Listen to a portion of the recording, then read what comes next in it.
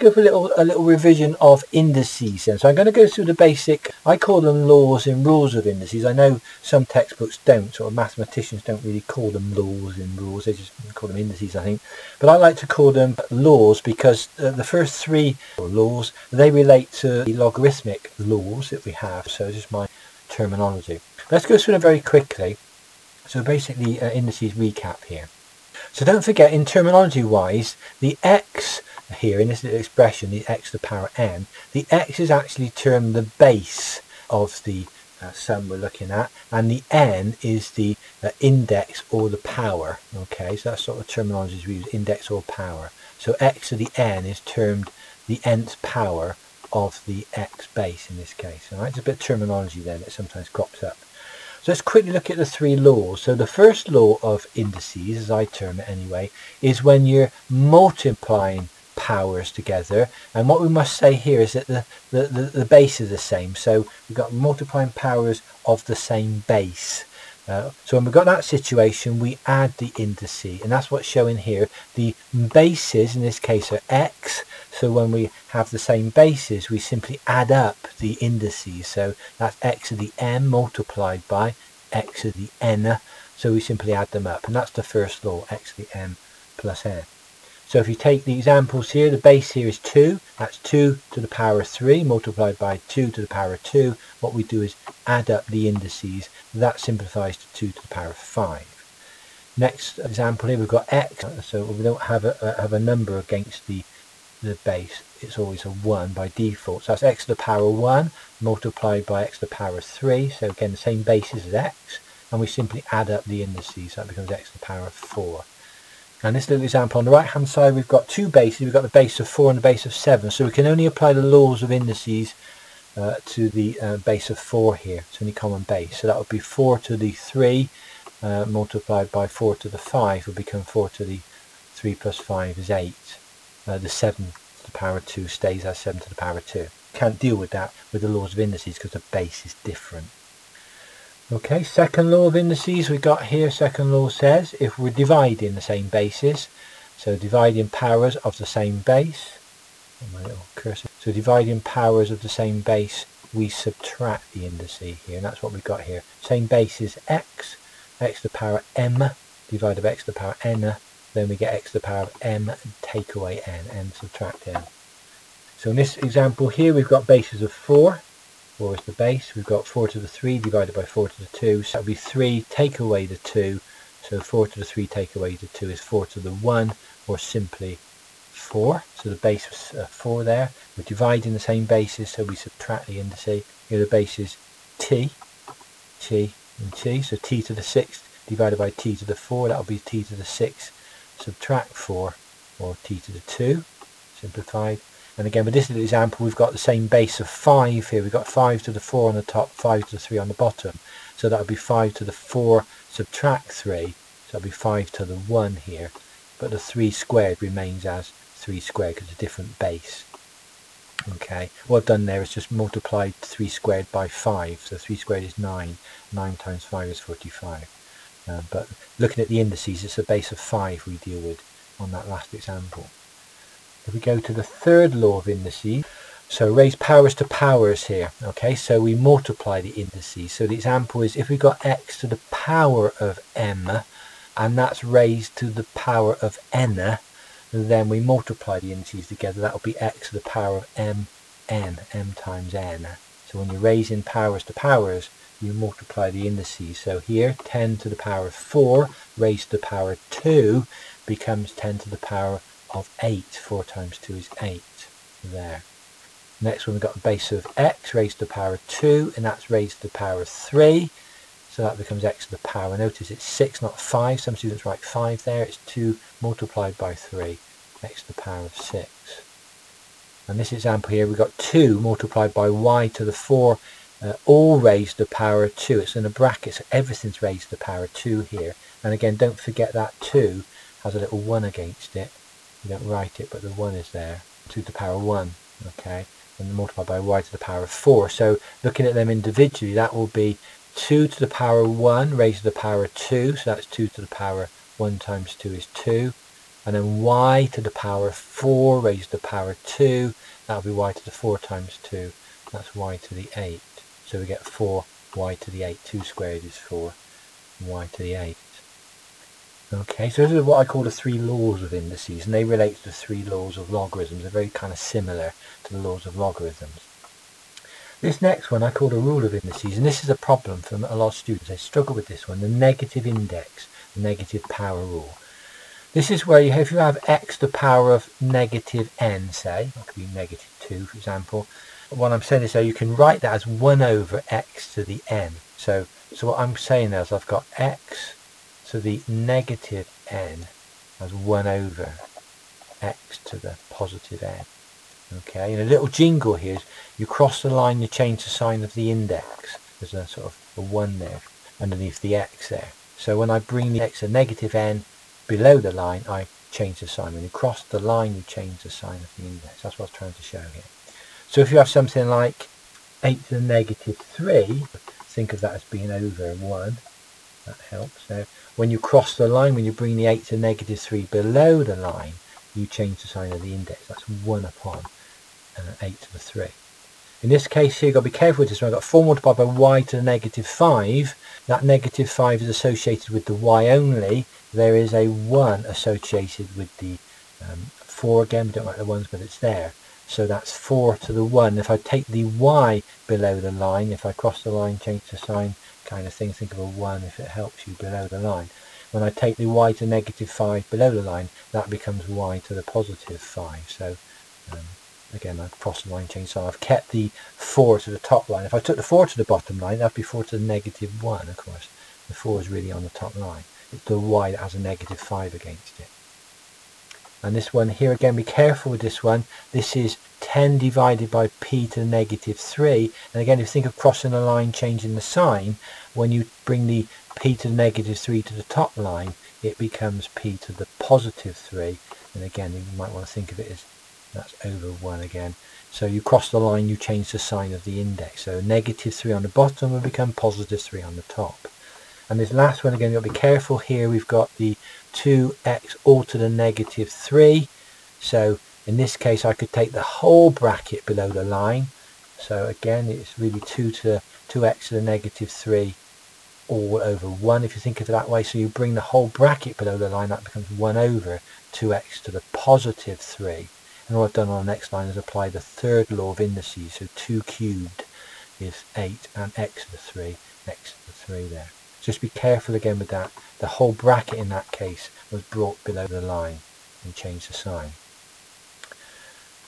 Next rule, again, is a fairly straightforward one, this one, but some students do struggle with this one. This is the zero index, as it's termed. Anything to the power of 0 is 1. Anything at all. So 12 to the power of 0 is 1, z to the power of 0 is 1, 256 to the power of 0 is 1. Anything to the power of 0 is a value of 1. Okay, you type it on your calculator. Any number you want to put in there, raise it to the power of 0, you get 1. Okay, and again, that can be shown from the second law of indices as to where that comes from. I'm not sort of proving anything here, but you can show it from there. And then the final one, which I think is the most difficult for students to engage with, and that's going to be the fractional index. That is the most difficult one, I think, the fractional index. It's shown here. If you've got something like x to the m and it's all nth rooted, then in fractional index form you can write that as x to the m over n. M here under the root sign, and n is the root power we've got there. So in this case, it's quite easy to follow the pattern for this last one. I've got 4 cubed, all fifth rooted. So you can see the m is 3 and the n is 5. So that m is that one there, and then the n, and that 5 goes on the bottom, right? That's the m over the n. In this next case, the m is actually 1. We don't write the 1s. So 1, and then the n is 4. So that's we get the 1 upon the 4 here. Okay, so again, we don't write that, but that's a 1 there. We don't write the 1.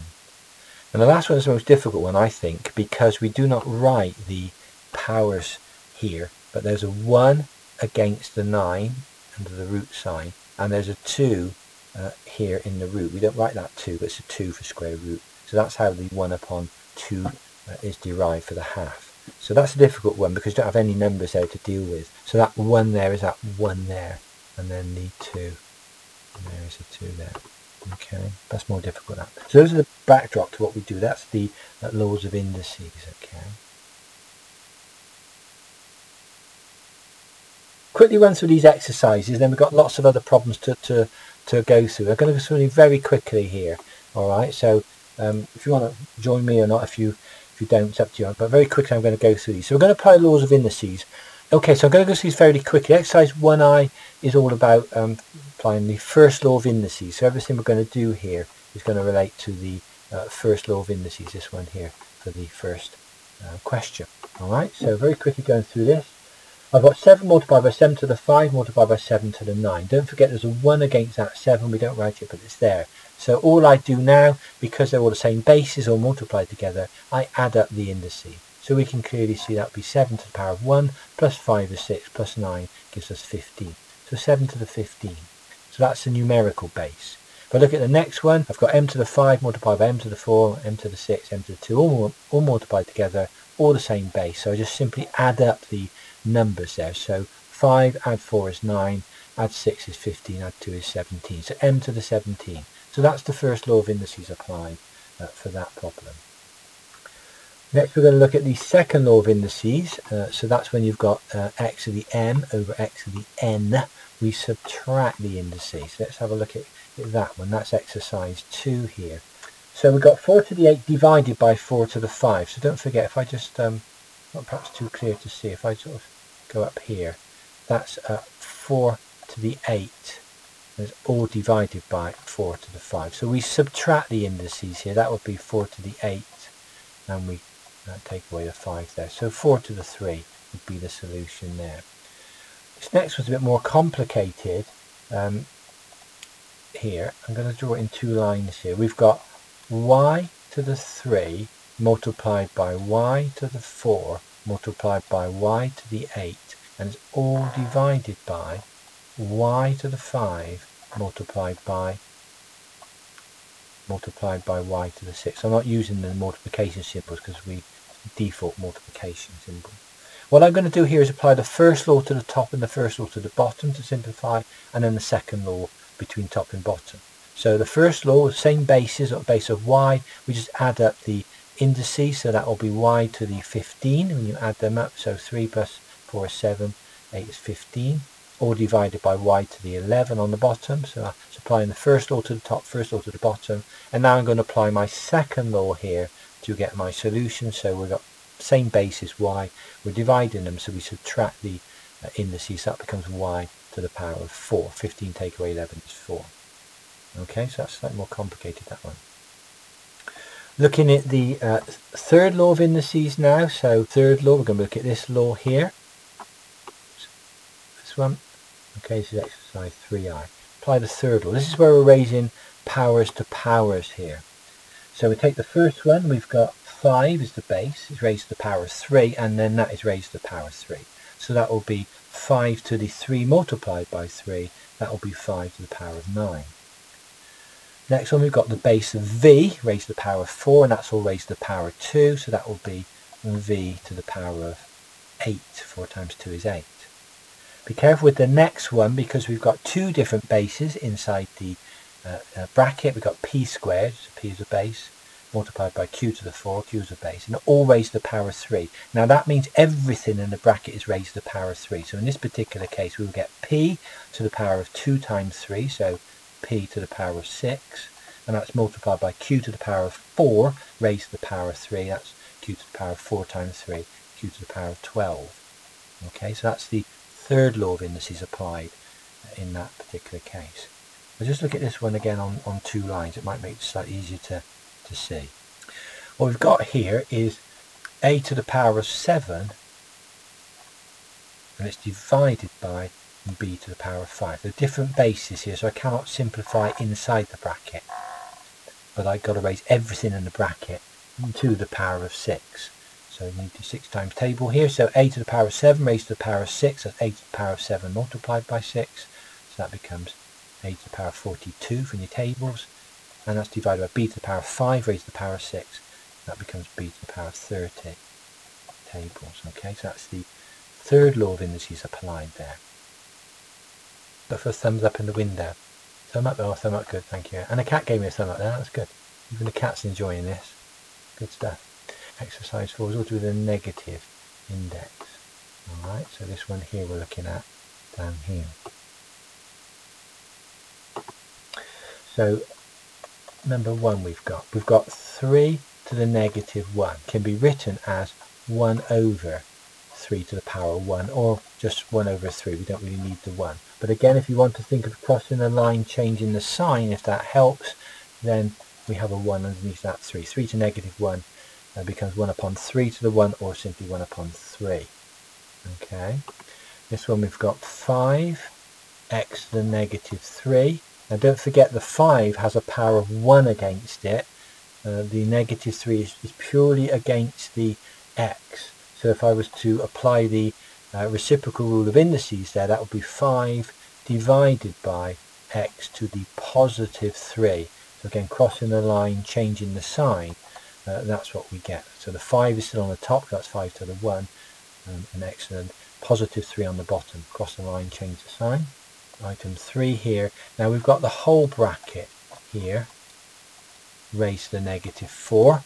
So what I can do here is bring the whole bracket below the line and change the sign of the whole bracket. So that would be 2a to the positive 4. And again, if you think of it, we've crossed the line, we've changed the sign of the index. If you want, there's nothing wrong with that, but if you want to expand that slightly further, then we could apply the third law of indices to the bottom line. So 2 to the power of 4 could be written there, and a to the power of 4. That's applying the third law of indices. Don't forget there's a 1 against each of those there. That's applying the third law of indices on the bottom line. And if you really want to, you could finish that off. 2 to the power of 4 is 16. So we could have 1 upon 16 a to the 4. Okay, that's item 4. So it's down here. We've got 1 divided by z to the negative 5. And again, applying the reciprocal rule, we cross the line, we change the sign. So taking the z to the negative 5 to the top line, that now becomes z to the positive 5, because we've crossed the line, we've changed the sign of the index. So negative indices are a bit more tricky to deal with. Let's go through some questions then. These are going to apply the various laws here. So we've got to simplify the following, given each answer as a power. So we've got 2 to the 5 multiplied by 2 to the 6. That's the first law. We simply add the indices up. That becomes 2 to the 11. Question 2, we've got a to the power of, that's a 1 multiplied by a to the power of 2 multiplied by a to the power of 5. So we're going to simply add up the indices there. So that will be a to the power of 8. If you want to, the answers over the page, I'll show you in a minute. Next one is a second law of indices, n to the power of 8 divided by n to the power of 5. We're going to subtract the indices, that will be n to the power of 8, take away 5, n to the power of 3. Fourth question, 3 to the power of 4 multiplied by 3 to the power of 7. That's the first law problem, 3 to the power of 11. Question 5, second law problem, basis b here, b to the power of 2 divided by b to the power of 5. So that could be b to the power of negative 3. Okay, and that would be quite fine to write it like that. And of course you could, if you wanted to, write that as 1 upon b to the positive 3. If you wanted to, you could write it that way. Okay, just showing you how you can use the negative rule of indices. Okay, the next one we got item 6, 10 to the power of 5 multiplied by 10 to the power of 3 divided by 10 to the power of 4. So the first two terms are multiplied, so we'll add the indice up. So 5 plus 3 is 8. And the third term we're dividing by 10 to the power of 4. That's a second law problem, so that will be 8 take away 4. So that will be 10 to the power of 4 will be the final solution there. Okay, so 5 add 3, take away 4. With item 7 here, we've got z to the 4 multiplied by z to the 2 multiplied by z to the negative 3, all the same basis here. And again, we can just apply the first law of indices. So that'll be 4 add 2, 6, and then we take away the 3. So that becomes z to the positive 3 in this particular case. Next one, we've got 3 squared multiplied by 3 to the negative 3 divided by 3 cubed. So again, we can apply the first and second law here. So the 3 squared multiplied by 3 to the negative 3, that becomes 3 to the negative 1. 2 take away 3 is negative 1. And then we're dividing that by 3 cubed, so that we're going to take away from negative 1, 3, because it's a second law problem. So that becomes 3 to the negative 4. So just think that one through for yourself for a moment. We've got 3 to the squared multiplied by 3 to negative 3. So applying the first law there, that becomes 3 to the negative 1. Those two applied together is 3 to negative 1. We're dividing by 3 cubed. So that means we're subtracting. So perhaps if I just write underneath, I don't know if it helps or not, but that first, applying the first law there will give you 3 to the negative 1. And we're dividing by 3 cubed. So we're going to subtract the indices here. So that's how we get 3 to the negative 4. Negative 1 take away 3 is negative 4. A bit more complicated that. Take 56. Item 9. We're going to apply the first law to the top of the fraction and the first law to the bottom first of all. So I get m to the 11, and that's divided by m to the 7. That's the first law applied. We're multiplying the bases, we add the indices, and I apply the second law. That will be m to the 4. 11 take away 7. Okay, question 10. Here we've got x to the squared multiplied by x to the 1 there, so that'll be x to the 3 on the top line, divided by the x to the 6 on the bottom line. So that becomes x to the negative 3, and I apply the second law of indices. Item 11, we've got 9 cubed raised to the power of 4. It's a third law problem here. That will be 9 to the 3 times 4. That's 9 to the 12. Third law for item 12 here. We've got y squared raised to the power of negative 3. That will become y to the negative 6. 2 times negative 3 is negative 6. And if you wanted to, you could write that as 1 over y to the 6. Another option there using the reciprocal rule. Item 13, we've got t to the power of 1 multiplied by t to the power of 3. So in the bracket that becomes t to the power of 4. So I'm simplifying inside the bracket first of all. And I'm going to raise all of that to the power of 2. So that gives me t to the power of 8. Okay, so t to the power of 4 inside the bracket. I've simplified my t terms. And then I'm raising that to the power of 2. So t to the power of 8. This item here, base is c, so c inside the bracket is c to the negative 7, and that's all raised to negative 2. Negative 7 multiplied by negative 2 is positive 14, so that's c to the positive 14 there. That's a third law problem. Here we've got the second law problem inside the bracket, and then a third law problem because we're raising the bracket to the 3. So I'm going to simplify inside the bracket here because the same bases. I've got a squared divided by a to the 5. So I always simplify in the bracket if I can. That will be a to the negative 3 inside the bracket. So a squared divided by a to the 5, that becomes a to the negative 3, and that's all raised to the power of 3. So applying the third law now, a to the negative 9 could be written as 1 upon a to the 9 if you wanted to. Here we've got 1 upon 7 cubed, all raised to the power of 4. Everything's raised to the power of 4 here, but 1 to the power of 4 is still 1.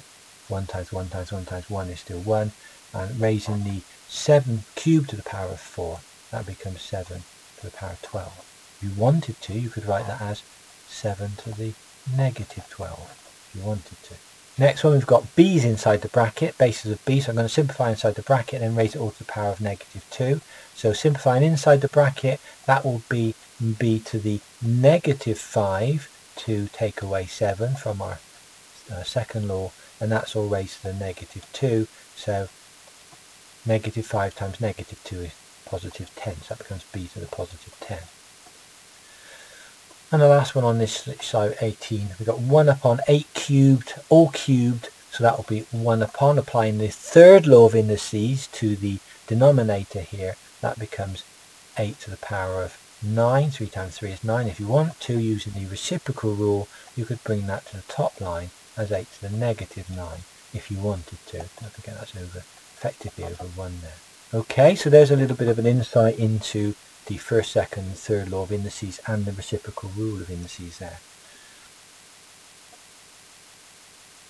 Okay, let's continue on then. Question 19. We've got bases of 8 here. We'll apply the first law of indices to the top line. So that will simplify as 8 to the 5. We're adding the indices, don't forget here. So the first law over 8 to the 4. And then applying the second law of indices, we're dividing the same bases. The base is 8 divided, and we subtract the indices. So that's 5, take away 4 is 1. So 8 to the 1, or simply 8.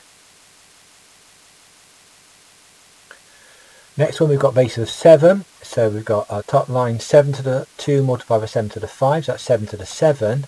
Applying the first law of indices on the top line, and divide on the bottom. 7 to the 3 multiplied by 7 to the 4. That's 7 to the 7. So that's going to give us now 7 to the 0, because if we apply the second law there, we'll get 7 take away 7, so that's 7 to the 0, and anything to the power 0 is 1, okay? So you just cancel down there really to get the 1, but 7 to the 0 is 1. Next one, we've got bases of 2, 2 to the 2 on the top, 2 to the 2 on the bottom, and 2 to the 1 here. Now what you could do here, what my teachers would have said to me, is to cancel down. You could cancel down the 2 to the 2 with the 2 to the 2. That goes to 1 in 1 if you want to do it that way, and that leaves you with 1 upon 2 in this case. Or if you want to write that as 2 to the negative 1, you could. Half is 2 to the negative 1. Okay, if you want to do it that way, or you could just simply apply the first law on the bottom and get 2 to the 3, and then apply the second law top to bottom and get 2 to negative 1, whichever you prefer to do there. This one over here is a first law problem. We've got a negative in it, but it's fine. 2 to the 4 multiplied by 2 to the negative 1. We simply add the indices. That's 2 to the 4. Take away 1 is 3. This one, not quite sure what they want here. That just really means 1 over 2 squared. Cross the line, change the sign, or if you wanted to, you could write that as 1 over 4. Not quite sure what they really want there. So, because 2 to the negative 2 is actually fine as it in its own. It's actually fine, that is. But anyway, 2 to negative 2 can be 1 upon 2 to the positive 2, or 1 upon 4. This one here, we've got 1 upon 10 to the negative 2. That would be, bringing that to the top line, that would be 10 to the positive 2. Okay, don't need the bracket there really. Or 100, of course. 10 squared is 100, so 100 could be the answer there. This one here, let's use the second law of indices to solve 25. I've got 2 to the negative 1 over 2 to the power of 1. So if I apply the second law here, I've got to be careful. I've got 2 to the negative 1, but I'm going to be taking away 1 as I apply my second law of indices rule here. So I end up with 2 to the negative 2 here. Okay, so 25 is 2 to the negative 2. You could, if you wanted to, write that as 1 upon 2 to the 2, or 1 upon 4 if you wanted to. Different ways of writing the same thing there. This one here, 26, we've got 24 to the power of 0. Anything to the power of 0 is 1, so that's 1 upon 7 in this case, so leave it like that. And 27 is a third law problem, 5 to the power of negative 1 raised to the power of 2. That becomes 5 to the negative 2, or if you like, 1 upon 5 squared, another way of writing it. Gives you 0.04 if you want to work it out on your calculator. This one here, 28, we've got 3 to negative 3 divided by 3 to negative 4. We need to be careful there. If we apply the second law of indices, that would be 3 to the negative 3, and then we would take away negative 4. That's applying the second law of indices there. We're dividing the same bases. The base is 3 in this case. So we subtract the indices, but the second 3 there has a negative index.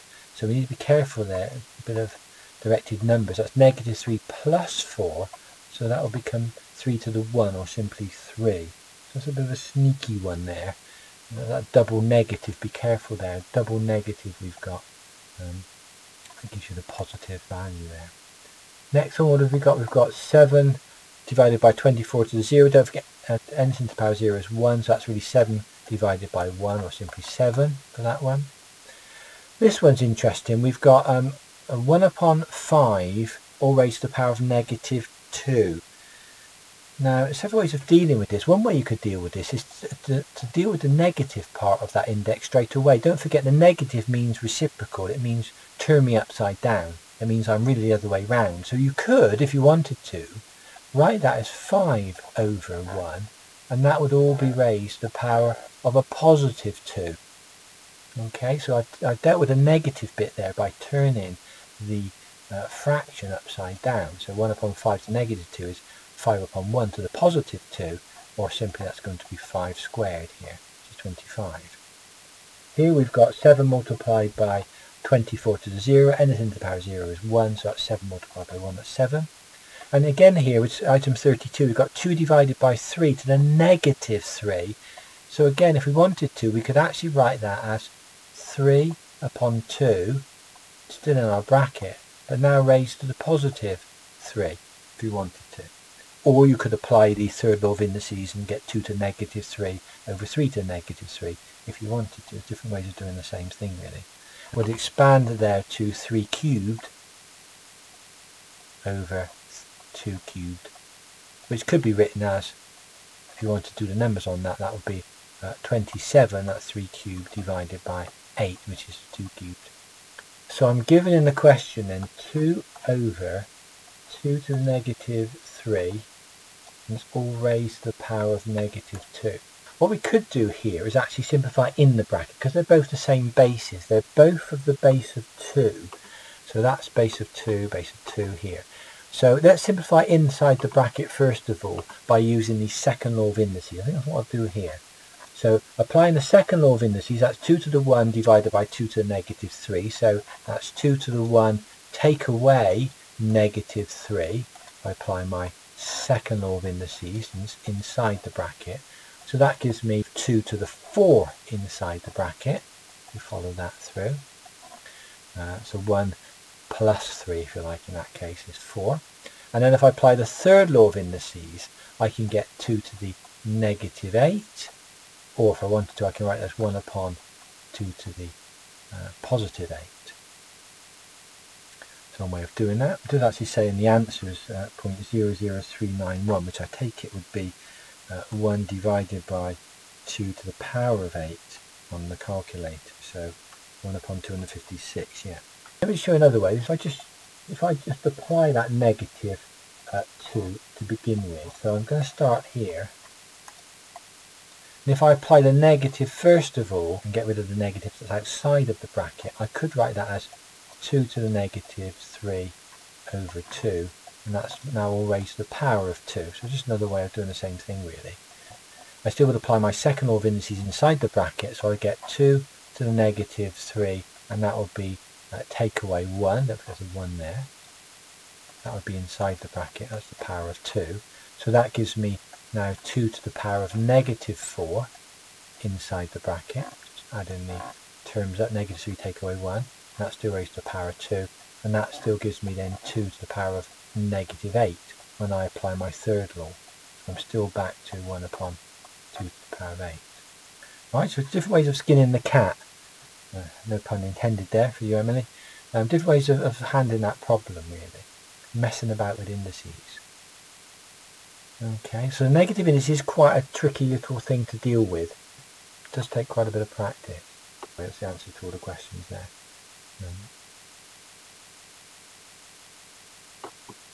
Let's have a go finding out some fractional indices, and these are really difficult. We've got negative indices and fractional indices here. So considering the rule here at the top of the page, I've got x to the power m, and that's all nth rooted. So I can write x to the power m or nth rooted as x to the power of m divided by n. And we're going to apply that rule in the solution of the following questions. Now the first one is always a difficult one because we need to know that there's a 1 against the x and a 2 inside the root. But if you understand that, then you can simply write that as a fractional index of x to the power of a half. Here we've all x to the power of 4 or 5th rooted. So again the m is 4 and the n is 5. So that's x to the power of 4 upon 5. Okay, following the pattern through. Here you need to be a bit careful here. There'll be a 1 here and there'll be a 2 in here. So on the bottom line, that's 1 over. On the bottom line we get x to the power of a half. Okay, and you could, if you wanted to, bring that to the top line, and you could get x to the power of negative a half. So using the reciprocal rule, x to the negative a half, if you wanted to. Next one, item 4, we've got 1 upon the cube root of x to the power of 1. So that will be 1 upon, and then following the pattern, so m is 1 and n is 3. That becomes x to the 1 upon 3 here, third, and again you could bring that to the top line if you want to. That gives you x to the negative a third. Back into the third format if you want to, but I'll leave it there. This one here, 1 upon the cube root of x to the 4, so that's 1 upon, that will be x to the 4 upon 3 here. And again, if you want to bring that to the top line, that becomes x to the negative 4 upon 3. Item 6, we've got the square roots. There's a 2 there we don't write. Square root of x to the negative 3, so that will be x to the negative 3 divided by 2. And again, if you wanted to, you could write that as 1 upon x to the 3 divided by 2 using the reciprocal rule. You don't have to do that, but reciprocal rule there. These are quite difficult questions, these with the fractional index. Here we've got 1 upon the cube root of x to negative 2. So that's 1 upon, your m is negative 2, your n is 3, so x to the negative 2 upon 3. And again, if you brought that to the top line, x to the 2 upon 3. Next one, we've got 1 upon the fourth root of x to the negative 0.3. So m is negative 0.3, n is 4, so that's 1 upon x to the power of negative 0.3 divided by 4. And if you want to, again, you could bring it to the top line and we get positive x to the 0.3 divided by 4, which you could work out on your calculators. Hope the cat's keeping up with this. So question 9. So that's a bit clearer there. So we've got negative x, which would be to the power of 1. And we're trying to find here the third root, cube root, and the whole thing is squared here. Okay, so let's try and write that in terms of a fractional index. So the m is equal to 1, so we'll get negative x, and that's going to be to the power of 1 upon 3, and the whole thing there is going to be squared. When you square a negative number, you get a positive number, so I think that should be x to the 2 upon 3. So x to the 2 upon 3. Tricky little question there with a negative inside. When you square a negative number, you get a positive, so that's where the negative disappears to. And then using the third law of indices, 2 multiplied by a third gives you the 2 upon 3. So look at question 10, just finish the last couple off. These are quite difficult, fractional indices usually are. So we've got x to the 2 upon 3, and they're all square rooted, so that's really tricky, isn't it?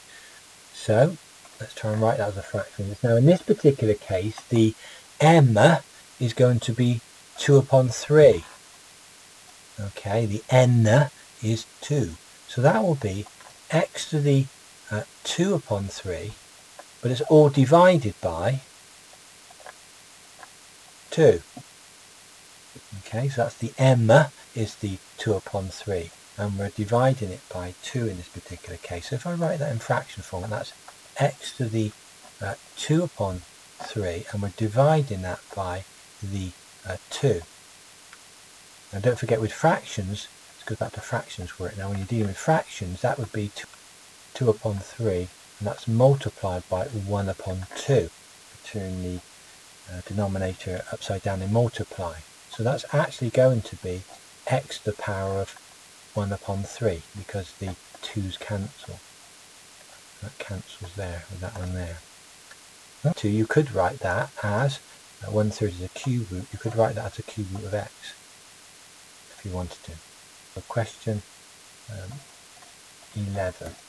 What have we got now? We've got the square root of x, and it's all raised to the power of 2 divided by 3. So what we can do with this one.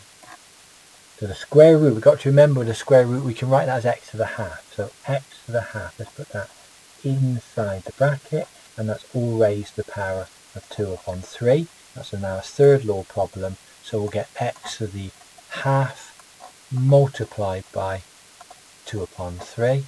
So again, we've got a fraction problem here, so that becomes x to the 1 upon 3 again. So actually back to the same kind of answer as having question 10. Do you do question 12 just for the fun of it? Or shall I leave you with question 12 as an Easter present? Okay, you do. All right. I'll leave you with question 12. How's that then? Who wants chocolate eggs anyway? Go for question 12. So just to finish off with a few illustrations of where we need to use indices. When we're trying to differentiate or integrate functions, which some of you may have come across, we often have to use the standard form of ax to the n as shown in the table above. This is a standard form for our function. So y is equal to ax to the n here. That gives us a standard solution shown here on the right hand side. So once we're able to put our function into that form, we can just write down the solution from what are called standard derivative tables, and there are standard integral tables as well. So looking at the examples here on the left hand side, the first one, y is equal to 4 multiplied by the cube root of x squared. So that's written, that's not standard form, but we can make it into standard form by writing it in the form of a fractional index, as shown as our indices tables down here. So in fractional index notation, that will be 4 multiplied by x to the power of 2 divided by 3, where in this case 2 is the m and 3 is the n in our standard form down here. We've now made that as a standard form of ax to the n, where in this case a is 4x is x and n is 2/3. So we can now differentiate or integrate that whatever is required to do. Taking a second illustration here, y is equal to 1 upon 3 multiplied by the square root of x. Again, that's not standard form, but we can use the fractional index notation to write that into standard form. So first of all, that could be written as 1 upon 3 multiplied by x to the power of a half. Again, we need to be careful there. There's a 1 against the x and there's a 2 inside the root. That's where we get the m and the n values from. So I end up with 1 upon 3 here multiplied by x to the negative half. And again, I've got my standard form of ax to the n, ax to the n, where a is a third in this case, x is x and n is negative a half. Looking at the next function, y is equal to 8t plus 1 upon 2t squared. The 8t is actually standard form, that's 8t to the 1, so that would be ax to the n. But the 1 upon 2t squared is obviously not, so I need to make that into standard form. So this will become 8t plus bringing a t squared to the top, that will be t squared divided by 2, the 2 remains on the bottom. And if you want to, you could write that as 8t plus a half of t squared, half multiplied by t squared. And again, you've got your ax to the n format, where a is equal to a half, or 0.5, x is t, and n is 2. So we've got standard form using indices again. Here, y is equal to 0.08 plus 0.1 upon v. Again, the second term there is not standard form on the right hand side, so that should be 0.08. That is actually a standard form of constant there. Plus, and bringing the v to the top line, that becomes 0.1 multiplied by v to the negative 1. And again, finally, we've managed to arrange to have ax to the n format, where a is equal to 0.1, x is v in this case, and n is negative 1. So there's a few illustrations of where we need to use indices to make our various functions in standard form, should we want to differentiate them or integrate them. And this applies to other topics also. It's been of interest to you.